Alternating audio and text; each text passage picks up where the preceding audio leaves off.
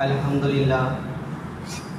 لله وكفى وسلام على عباده الذين اصطفى أما بعد فأعوذ بالله من الشيطان الرجيم بسم الله الرحمن الرحيم ذلك الكتاب لا ريب فيه هدى للمتقين الذين يؤمنون بالغيب ويقيمون الصلاة ومما رزقناهم ينفقون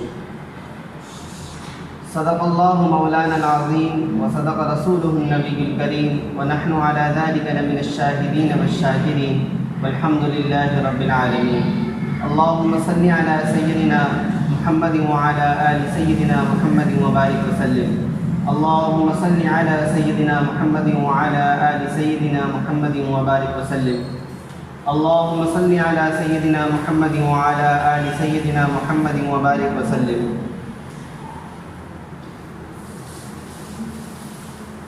اللہ رب العالمین نے قرآن مجید فرقان حمید میں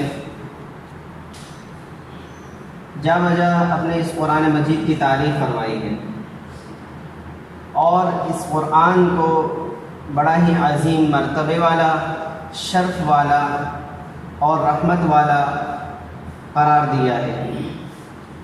جہاں قرآن مجید کی اتنی ساری صفاتیں ہیں، وہیں اللہ تعالی نے قرآن مجید کو ایک عظیم صفت ادا کی جو سورہ بقرہ کے شروع میں اللہ تعالیٰ نے ذکر کی ہے۔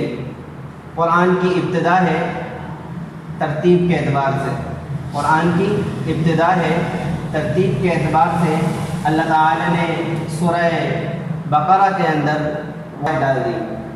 کیوں؟ اس لیے کہ وہ صفت سب سے اعلیٰ اور عظیم ہے۔ فرمایا لا ریب فیہ، ذالک الکتاب لا ریب فیہ، یہ جو کتاب ہے یعنی قرآن مجید، یہ ایسی کتاب ہے کہ اس میں شک کی گنجائش بھی نہیں ہے۔ شک کرنا دور کی بات ہے، اگر کوئی گنجائش بھی نکالے شک کی تو بھی اس گنجائش کی قطعاً اجازت نہیں ہے۔ کیوں؟ اس لیے کہ یہ قرآن من جانب اللہ ہے۔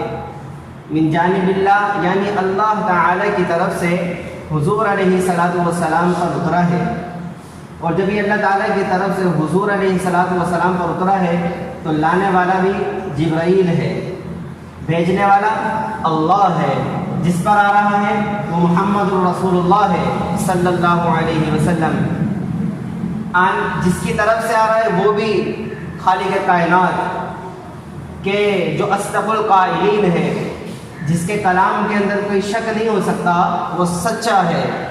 سارے زمین و آسمان کا نظام جس نے بنایا وہ رب سچا ہے، تو بھیجنے والا بھی اللہ جو سچا ہے، لانے والا جبرائیل ہے، وہ جبرائیل ہے جو تمام فرشتے، آسمانی مخلوق جو فرشتے ہیں ان میں سب سے بلند مرتبے والا جبرائیل ہے، تو لانے والا بھی وہ جبرائیل ہے جو سب سے زیادہ سچا ہے فرشتوں میں۔ سارے فرشتے سچے ہیں کیونکہ ان سے گناہ تو سرزد نہیں ہوتے، لیکن جبرائیل سب سے مرتبے والا ہے، تو لانے والا بھی جبرائیل ہے۔ اور جس نبی پر اترا وہ محمد الرسول اللہ ہے جو تمام انبیاء کے امام ہے، اور جو نبیوں کا امام ہو وہ سب سے اونچے مرتبے والا ہوا کرتا ہے۔ یہاں پر دنیا کے قانون میں ہم اگر کسی کو اپنا امیر اور نائب مقرر کریں اور اپنا جو ہے نا ہم بڑا مقرر کریں تو ہم اس کی بات کو تسلیم کرتے ہیں۔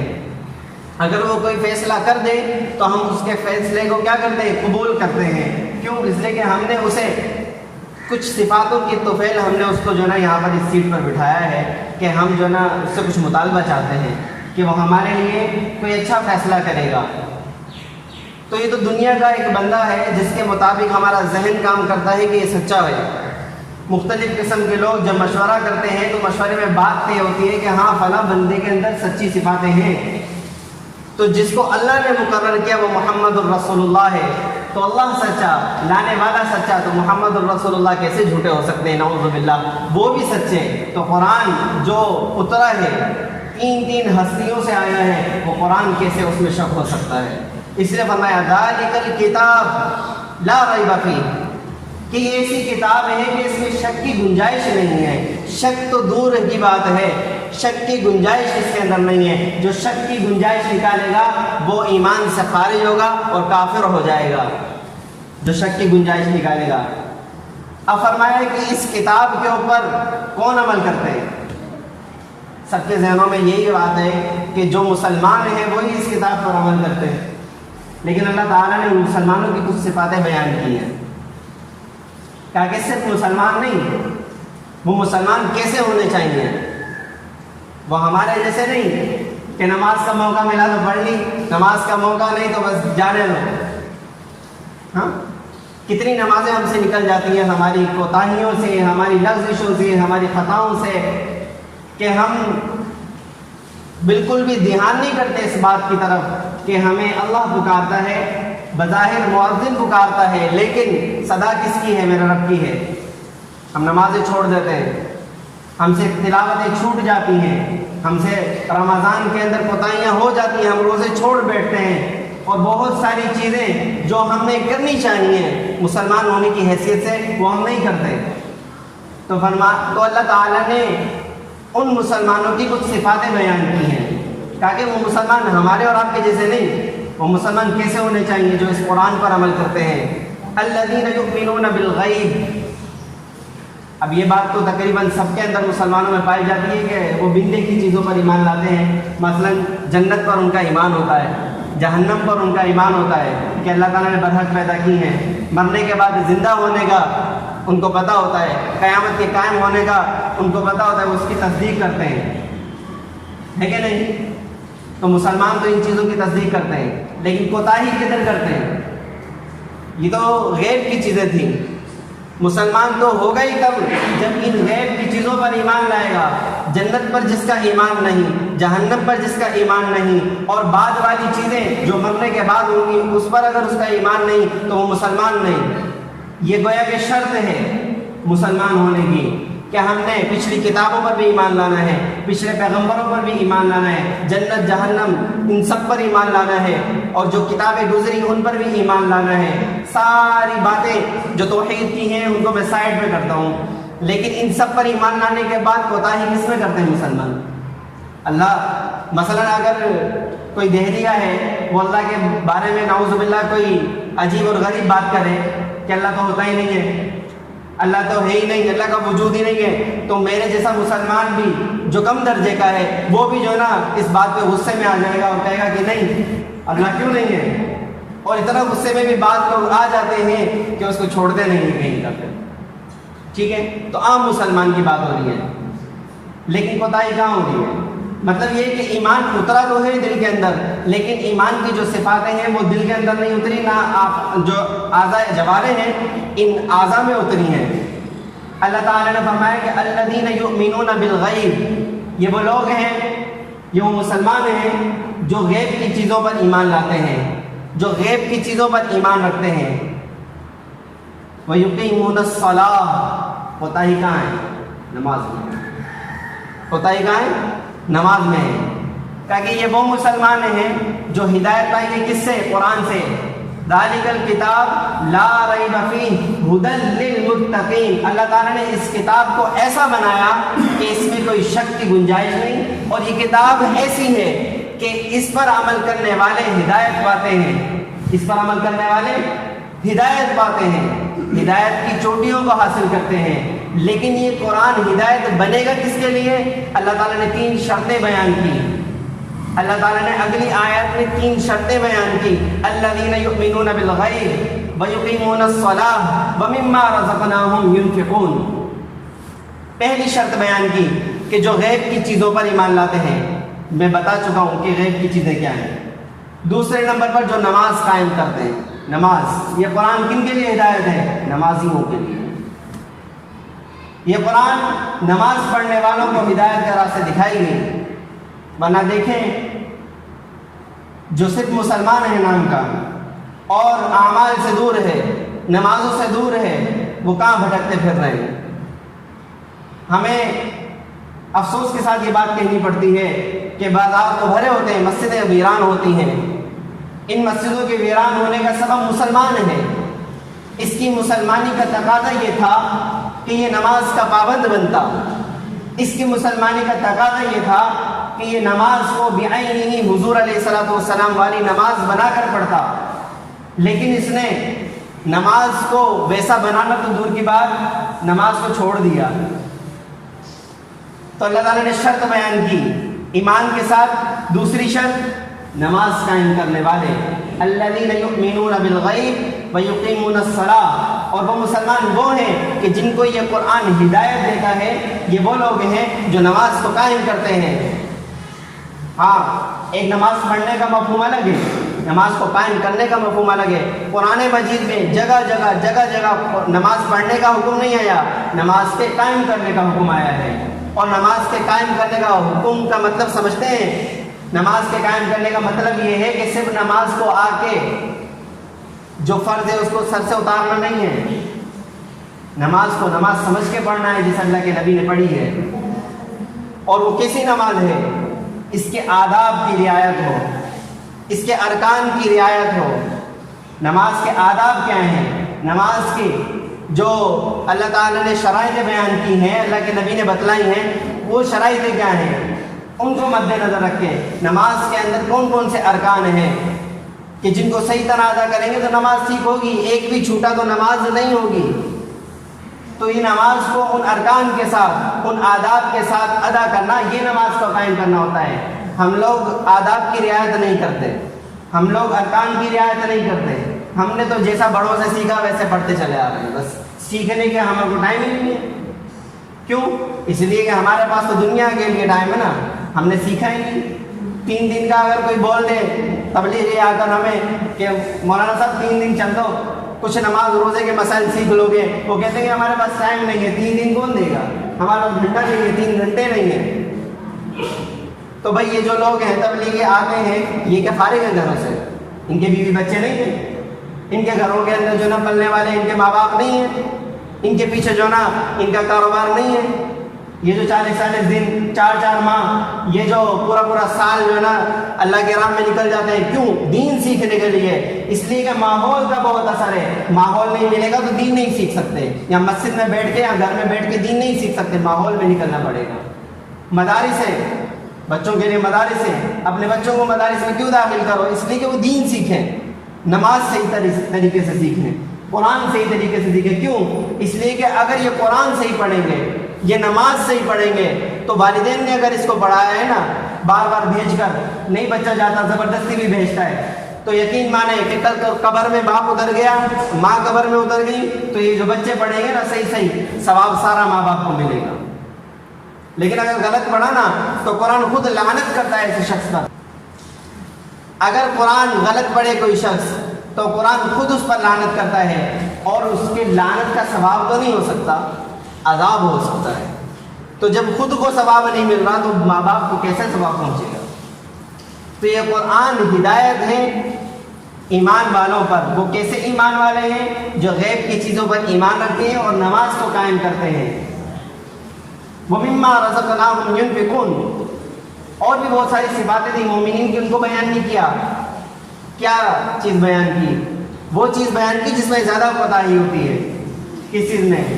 مثلا میرے پاس کچھ مال آ جائے، میں تھوڑا سا بڑا آدمی بن جاؤں، تو آٹومیٹکلی انسان کی فطرت ہے، جب اس کے پاس کچھ آ جاتا ہے نا تو تھوڑا سا غرور بھی آ جاتا ہے، تھوڑا سا غرور بھی آ جاتا ہے، تھوڑا سا اپنے مال پر تکبر بھی آ جاتا ہے، اور پھر وہ اس کے نشے کے اندر اللہ کی نعمت کو بھول جاتا ہے کہ یہ دی کس کی ہوئی ہے، یہ کس نے ہمیں دیا مال، یہ ہمیں آسائشیں کس نے دی، یہ جو ہم اپنا عیش اور عشرت سے زندگی گزار رہے ہیں یہ کس نے ہمیں دی، وہ بھول جاتا ہے تھوڑا سا مال آ جائے بس۔ اس لیے تو بزرگ فرماتے ہیں کہ یہ جو مال ہے نا یہ دونوں طرف جو ہے نا بیچ کے اندر برابر ہے۔ مثلا اس کی ایک طرف کامیابی بھی ہے تو دوسری طرف جہنم بھی ہے۔ جس کے پاس مال ہے وہ اس طرح جھولتا رہتا ہے، اگر اس کی ایمان کی کیفیت ٹھیک ہو گئی، اس نے اس مال کو ٹھیک جگہ پر لگا دیا تو وہ اس کے لیے بڑے مرتبے کا سبب بنے گا مال۔ لیکن فرمایا کہ اگر یہ مال غلط جگہ پر اسراف کرتا ہے اور کماتا بھی حرام جگہ سے ہے تو پھر یہ مال اس کے اندر سے ایمان والی جو چیز ہے نا اس کو بھی ختم کر دیتا ہے، اور یہ مال اس کو ایمان سے نکال دیتا ہے، یہاں تک کہ کفر تک پہنچا دیتا ہے۔ قال الفقر ان یکون کفرا، یہ ایک مقولہ ہے کہ فقر جو ہے نا غریبی یہ انسان کو کفر تک پہنچا سکتی ہے غریبی، لیکن اس کا مطلب یہ ہرگز نہیں ہے کہ جو بندہ غریب ہو وہ کافر ہو جائے گا، نہیں۔ فرمایا کہ کافر وہی ہوگا جو اللہ کے نبی کی تعلیمات پر نہیں چلتا، جو صحابہ والی تعلیمات پر نہیں چلتا، لیکن جس کے پاس مال ہے، اللہ نے بیان کیا کہ وہ خرچ نہیں کرتا۔ خرچ کہاں کرنا؟ مثلا میں نے جیب سے پیسے نکالے، 35,000 کا موبائل چاہیے مجھے، 40,000 کا جو ہے نا مجھے موبائل چاہیے، ہاں میرے پاس 5,000 والا سوٹ ہو، 5,000 والا اچھے سے اچھا میرے پاس جو ہے نا کھانے پینے کا آئٹم موجود ہو، اسراف کرنا ہے نا۔ اس کی ضرورت، اگر ضرورت ہے واقعی 40,000 والے موبائل کی کہ اس کو بہت سارے انٹرنیشنل کام کرنے ہوتے ہیں تو ٹھیک ہے استعمال کریں، لیکن ایک بندے کے پاس گھر میں کھانے کے لیے نہیں ہے، وہ 40,000 کا موبائل لے کے گھومتا ہے، وہ 40,000 کا موبائل لے کے گھومتا ہے، تو بتاؤ یہ مال اس کے لیے اسراف بنا؟ اسراف سے اللہ تعالیٰ نے منع فرمایا ہے۔ جب اسراف سے منع فرمایا ہے تو یہ اللہ تعالیٰ کی نافرمانی ہے، اور جب نافرمانی میں مال لگا تو پھر یہ بندہ گناہگار ہوگا، اور گناہگار اگر بندہ ہے تو پھر بتاؤ برکتیں گھروں میں آئیں گی؟ کبھی بھی نہیں آ سکتی، برکتیں نہیں آ سکتی۔ اس سے بہتر تھا فرمایا کہ مال کا خرچ کرنا، سب سے بہترین مال خرچ وہ ہے جو اپنے اہل و عیال پر خرچ کرتا ہے، اپنے بیوی بچوں پر خرچ کرتا ہے، اپنے رشتہ داروں پر خرچ کرتا ہے، سب سے بہترین مال وہ خرچ ہوا ہے۔ پھر جب اپنے بیوی بچوں کی ضرورت پوری کی، اس کے بعد وہ غربا، فقراء اور مساکین کو بھی دیتا ہے، ان کی ضرورتوں کو دیکھتا ہے کہ فلاں بندے کو ضرورت تو نہیں، فلاں میرا پڑوسی بھوکا تو نہیں۔ اس لیے فرمایا وَمِمَّا رَزَقْنَاهُمْ يُنْفِقُونَ، یہ وہ مسلمان ہیں جنہیں قرآن ہدایت دیتا ہے، یہ وہ لوگ ہیں کہ جو اپنے مالوں کو جو اللہ نے انہیں دیا ہے اس میں سے خرچ کرتے ہیں، لیکن کہاں؟ صحیح مصرف میں خرچ کرتے ہیں، حلال جگہ سے کماتے ہیں اور حلال جگہ میں خرچ کرتے ہیں، ورنہ خرچ کرنے والے تو فضول پہ خرچی کرتے ہیں نا۔ اس لیے مما رزقناہم ينفقون کا مطلب یہ ہے کہ یہ لوگ خرچ کرتے ہیں لیکن اللہ کی راہ میں خرچ کرتے ہیں، اللہ کی اطاعت میں خرچ کرتے ہیں، اور جو مال اللہ کی راہ میں، اللہ کی اطاعت میں خرچ ہو وہ مال حقیقت میں اس کے لیے ثواب کا سبب ہے۔ لیکن اگر مال لگا ایسی جگہ میں جو ناراضگی کا سبب ہے اللہ کی، تو یہ مال کبھی بھی انسان کو نفع نہیں دے گا، یہاں تک کہ اس کی ایمان کے لیے خطرہ بن جائے گا، یہ مال اس کو کہیں کا نہ چھوڑے گا۔ تو یہ 3 شرطیں دی، ایک غیب کی چیزوں پر ایمان، دوسرا نماز کی پابندی، نماز کو قائم کرنا، تیسرا کیا بیان کیا میں نے پتہ ہے؟ تیسرا مال۔ اللہ تعالیٰ نے یہ تینوں چیزیں خاص طور پہ اس لیے بیان کی کہ انہی میں کوتاہی ہے۔ آج دہریت دیکھو کتنا منہ کھول کر کھڑی ہوئی ہے، دہریت محنت کر رہے ہیں اپنی کہ کسی طرح مسلمانوں کو ان کے دین سے ہٹا دیا جائے۔ آپ دیکھیں ہمیں تو پتہ ہی نہیں ہے ہم تو کس دنیا میں جی رہے ہیں، لیکن دہریت ابھی اپنے عروج پر ہے۔ یہ اللہ کے نبی کے زمانے میں ہوتے تھے، آج بھی جو نا اتنے لوگ موجود ہیں کمیونسٹ، دہریت، یہ لوگ کہتے ہیں کہ اللہ نہیں ہے، یہ نظام خود چل رہا ہے، اور مسلمانوں کو اس کے اندر اپنے ساتھ ملا رہی ہے۔ ان کے ذہنوں کی ایسی ذہن سازی ہو رہی ہے کہ اندر ہی اندر مسلمان کچھ اور بن جاتا ہے، ایمان سے نکل کے کہیں اور پہنچ جاتا ہے۔ تو جب تک ہمیں پتہ نہیں ہوگا کہ قرآن کیا ہے، اللہ کیا ہے، نبی کیا ہے، اور ہم نے دین نہیں سیکھا ہوگا تو ہمیں کیسے پتہ چلے گا کہ دہریت کیا ہے اور مسلمانیت کیا ہے؟ تو ہم لوگ تو صحیح سے مسلمان ہی نہیں ہوئے، صحیح سے مسلمان ہی نہیں ہوئے، تو پھر بتاؤ ہمارا ایمان محفوظ ہے؟ نہیں۔ اس لیے اپنے ایمان کو محفوظ کرنے کے لیے ضروری ہے کہ ہمیں دین سیکھنا پڑے گا۔ ان 3 شرطوں کے اندر اللہ تعالیٰ نے سارا خلاصہ بیان کر دیا کہ ان 3 شرطوں پر اگر کوئی بندہ آ گیا تو وہ کامیاب ہے۔ یہ قرآن جو ہم نے اتارا ہے 23 سال کی مدت میں ہم نے اتار دیا، اور پھر یہ قرآن جو محمد الرسول اللہ پر اترا، یہ قرآن ہدایت کن کے لیے بنتا ہے؟ اب دیکھیں نا، اگر یہ قرآن میرے لیے ہدایت نہ بنے تو میرے لیے ڈوب کے مرنے کا مقام ہے۔ کیوں؟ یہ قرآن اترا ہی مسلمانوں کے لیے، اگر مجھے ہدایت نہ دے تو پھر میرے لیے ڈوب کے مرنے کا مقام ہے۔ تو یہ قرآن ہدایت ہے ان مسلمانوں کے لیے جو غیب کی باتوں پر ایمان رکھتے ہیں، جو نماز قائم کرتے ہیں اور جو اپنے مال سے خرچ کرتے ہیں، کس میں؟ اللہ کی فرما برداری میں، نہ کہ اللہ کی ناراضگی میں۔ آپ کراچی کا حال دیکھیں نا، دیکھیں کراچی کا حال ڈوبا پڑا ہے سارا۔ کیوں؟ اللہ تعالیٰ جب ناراض ہوتا ہے نا، یا تو بارشیں دیتا نہیں ہے، دیتا ہے تو اتنی دیتا ہے کہ وہاں کے لوگ پریشان ہو جاتے ہیں۔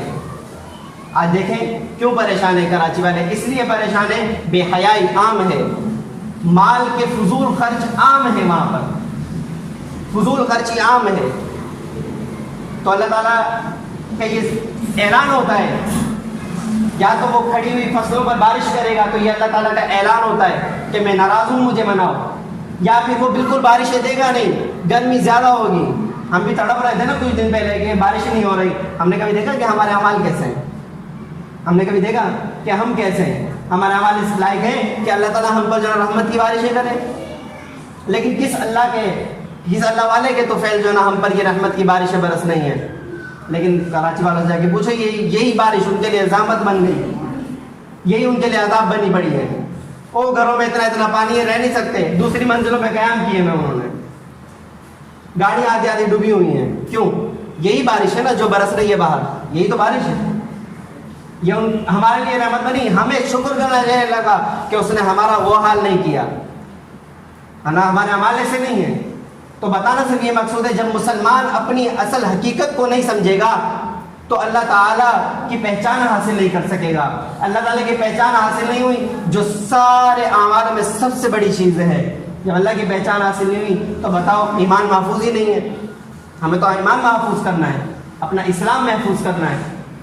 تو میرے بھائیوں، کوشش کریں کہ کم از کم نماز کی پابندی ہو، اور جو مال اللہ تعالیٰ نے ہمیں دیا ہے تھوڑا زیادہ صدقہ کریں، خیرات کریں، کل کو آخرت کے اندر یہ ڈھیروں کی صورت میں ملے گا اگر اخلاص نیت سے۔ اللہ تعالیٰ ہم سب کو عمل کی توفیق نصیب فرمائے۔